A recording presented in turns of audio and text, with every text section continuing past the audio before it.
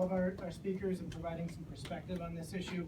Obviously, this is a pressing matter and an immediate one for, I think, not just the developmental disabilities field, but as we look across the spectrum of organizations that are not-for-profit organizations that support individuals in a variety of ways.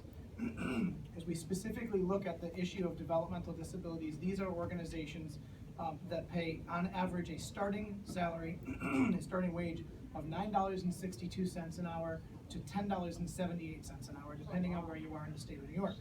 The governor's proposal moves the minimum wage by the end of the next upcoming fiscal year to $10.75 an hour and $12 an hour. And I'm not really sure how it is organizations like these can be expected to continue to provide these supports and services. I think what you're hearing here is that we are on the precipice of something very dangerous. And from an individual, also a family member perspective as well, this quite frankly scares me. Scares me about what this means for not only my brother, but other individuals who rely on the state of New York to uphold its responsibilities when it contracts, when it provides services through these organizations that really do this because they believe it is indeed the right thing to do.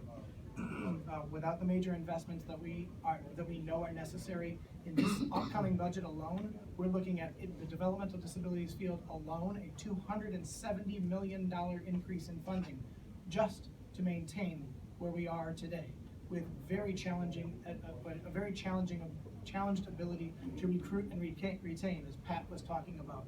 Many of these organizations face staff vacancy rates of 10, 15, or more percent that frankly are unsustainable from any perspective. So the immediacy of this issue is indeed right before us, and it is also one that will last us for a number of years. We will be talking about this issue as long as there is any discussion taking place about a minimum wage increase as it pertains to any population and any workers.